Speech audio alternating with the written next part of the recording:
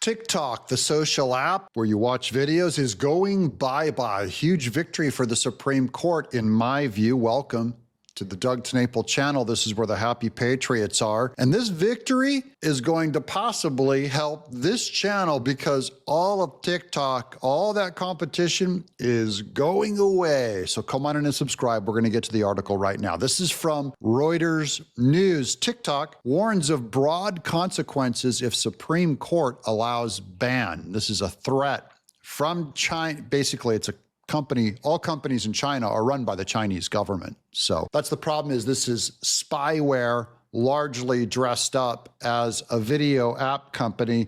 It's really taking all of your information, sending it to the Chinese government, and they use it to manipulate citizens, but especially our youth. That's the big problem. We'll get into more of who's against it, who's for it, but I think this is a huge Supreme Court win. They're not going to block this case or stop this case. That means it's going to go through. TikTok has announced that they're going to be removing their app from the United States this January 19th. Washington, January 11th, the lawyer for TikTok and its Chinese parent company ByteDance offering a warning during Supreme Court arguments over a law that would compel the sale of the short video app or ban it from the United States. If Congress could do this to TikTok, it could come after other companies too, is the threat. Now, Kevin O'Leary of Shark Tank has made offers to buy TikTok, and our government said TikTok could sell their company to remain in the US, but they didn't want to decouple it from their government. The law, which was the subject of arguments before the 9 justices on Friday, sets a January 19th deadline for ByteDance, owner of TikTok, to sell the popular social media platform or face a ban on national security grounds. The companies have sought, at the very least, a delay in implementation of the law, which they say violates the U.S. Constitution's First Amendment protection against the government abridgment of free speech. That's right. A Chinese communist company is trying to hold America's Supreme Court to our Constitution's First Amendment protection. That's essentially giving Chinese communists First Amendment protection, while our businesses, by the way, go over there.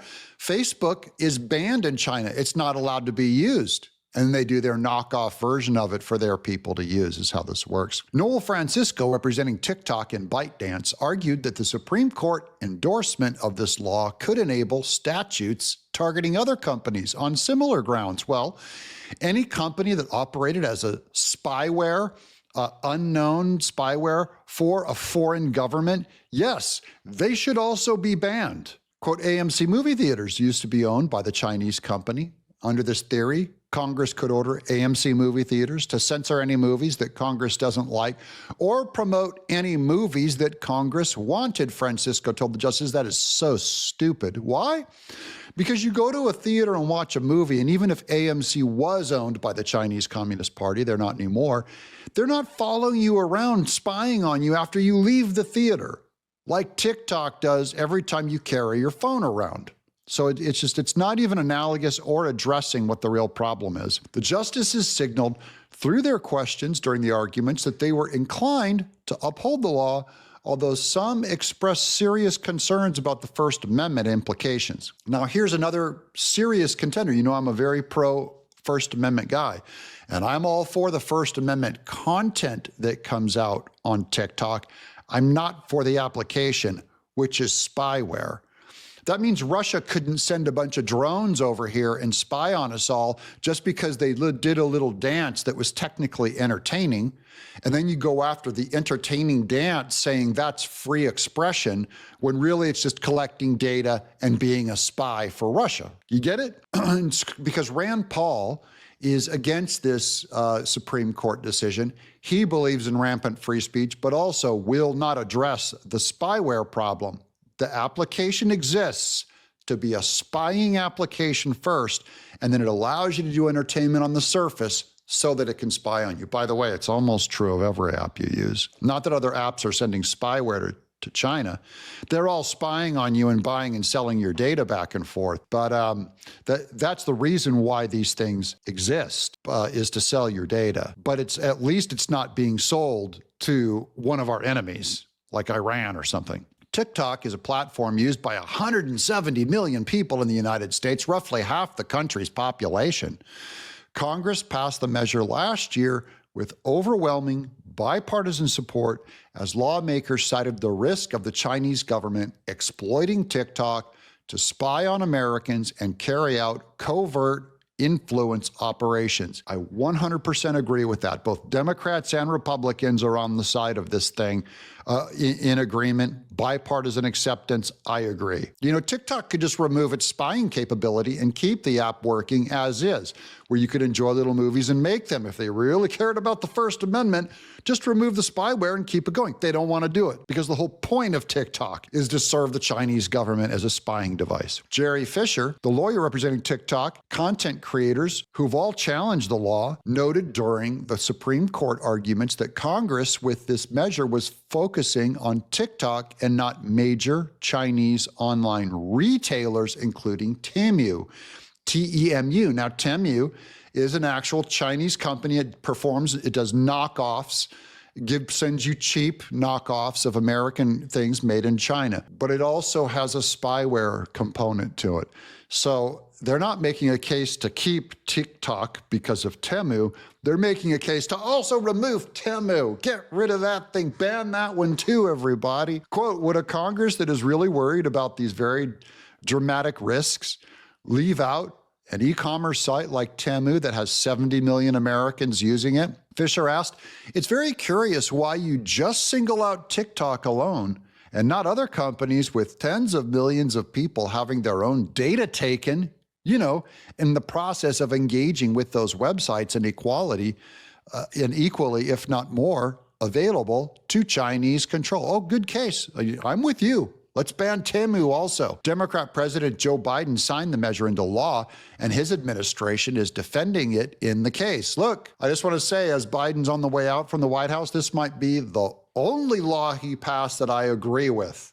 So, a broken clock syndrome. Broken clock gets the time right twice a day. The deadline for divestiture is just one day before Republican Donald Trump, who opposes the ban, takes office as Biden's successor. Trump has come out technically against the ban of TikTok. Now, he's flip-flopped on it. He was initially, remember when he was president, he said we need to make TikTok illegal. And then recently he turned it around. I believe it could be because of Elon Musk and some of the tech billionaires' influence on him. Again, I think Trump is wrong on this one, and I hope lightning doesn't strike me, but I think Biden is right on this one.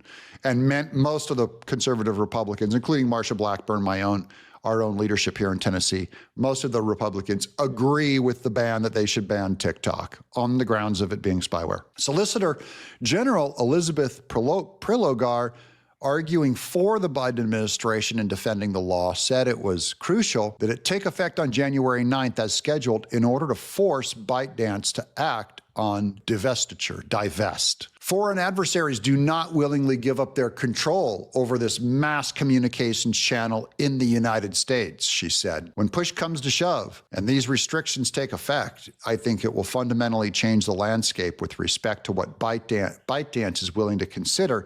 And it might be just the jolt that Congress expected that the company would need to actually move forward with the divestiture process. So it could be pushing them into a position to finally do what's right. If the ban takes place on January 19th, Apple, that is the iPhone, and Alphabet's Google, that is the other one kind of phone, would no longer be able to offer the app for TikTok for downloads, but existing users can still use the app. That's 170 million. Half of America could still access the app if they already have it loaded on. That's dumb. The Supreme Court also debated whether the possibility of TikTok being used for covert influence campaigns or propaganda purposes by China justified the banning of it. Justice Brett Kavanaugh asked Prelogar whether the president could, quote, say that we're not going to enforce the law, unquote. Quote, I think as a general matter, of course, the president has enforcement discretion, unquote, Prelogar said. So we'll keep you posted on TikTok. Personally, I hope it gets banned. I hope they rip all the spyware out of it and then they could relaunch it in the US and have it back in the App Store as a normal free speech device with no spyware attached. But that seems too much of too big of a problem for the Chinese Communist Party. I'm Doug in exile.